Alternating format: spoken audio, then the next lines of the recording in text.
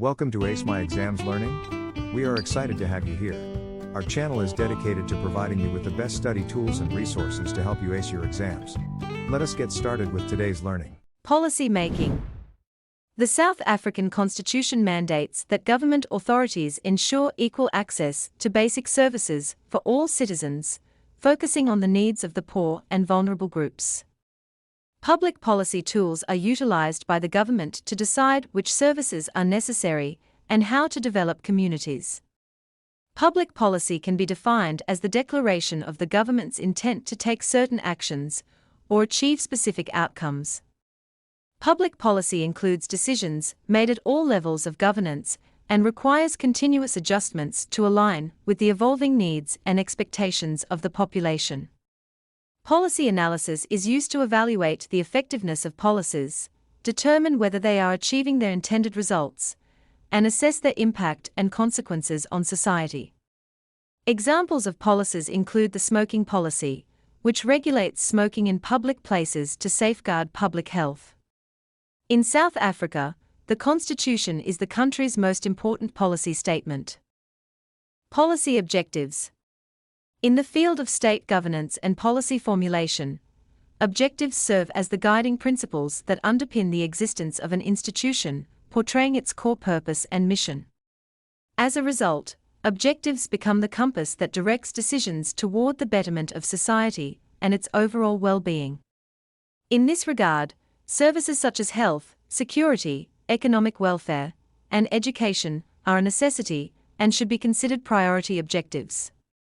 Policy objectives of the state and their dimensions.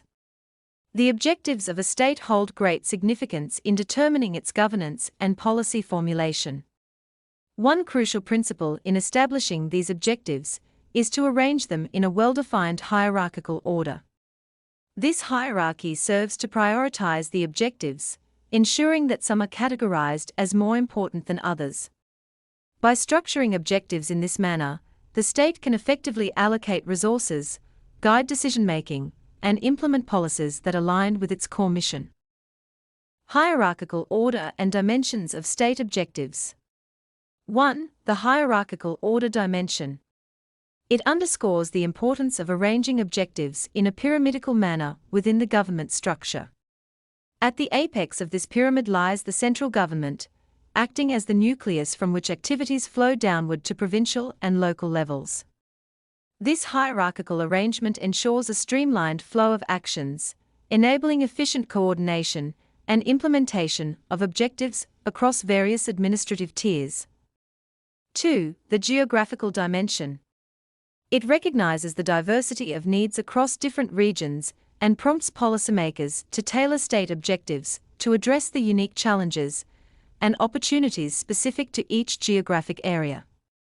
For instance, environmental conservation objectives might differ between coastal and rural regions due to varying ecosystems and environmental concerns. 3. The time dimension. This dimension acknowledges that objectives can encompass various time frames, including immediate needs and long-term aspirations. This consideration ensures that policies are aligned with the urgency of current issues, while also paving the way for sustained development over time. For example, disaster preparedness objectives respond to immediate crises, while infrastructure development goals contribute to the state's long-term growth. Hierarchical order and government structure. Hierarchical order, within the context of state governance, refers to a system with varying grades of status or authority. Each level is positioned above the next in a pyramid structure. This grading ensures a clear ranking, where certain entities hold higher status or power than others in decision-making and resource distribution. The central government is at the top of the pyramid from where the activities flow downwards to provincial and local levels. Government structure components. The government structure is a carefully crafted system in which elected representatives, the cabinet, and various government departments work collaboratively to ensure effective policymaking, law implementation, and the overall well-being of the nation and its citizens. The government structure comprises 3 distinct components. 1. Elected members, legislature. Elected members serve as representatives of the public.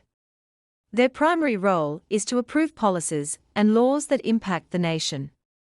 They hold the responsibility of monitoring the activities and performance of the executive and various government departments. 2. The Cabinet. The Cabinet comprises key ministers and plays a vital role in coordinating the formulation of policies and laws. It acts as a central decision-making body, tasked with giving shape and direction to the government's actions. It oversees the execution and implementation of policies by government departments. 3. Departments and public officials. Government departments and their associated public officials bear the responsibility for executing various tasks and initiatives. They are tasked with the practical implementation of policies and laws approved by the legislature.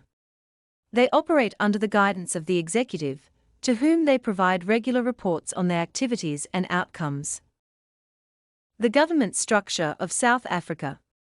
National level. The highest legislative body is the Parliament. The head of state and government is the President, who is elected by the National Assembly. The President is supported by the Cabinet. Administrative functions at the national level are overseen by Directors General and various departments under the guidance of the Cabinet. Directors Generals manage the day-to-day operations of their respective departments. Provincial level. At provincial level, each of South Africa's 9 provinces has its own legislature, responsible for making laws on matters within the provincial jurisdiction. The Premier, elected by the provincial legislature, serves as the head of the provincial government. The Premier is assisted by the Executive Council, comprising members of the provincial legislature. Administrative tasks at the provincial level are carried out by heads of department, HODs, and their staff. Local government is represented by municipal councils, responsible for making decisions on local issues. Council members are elected by residents. The mayor, chosen from among the council members, serves as the head of the municipal executive. The mayoral committee, appointed by the mayor, assists in decision-making. Day-to-day administration at the local level is overseen by the municipal manager, supported by heads of departments, HODs, and municipal staff.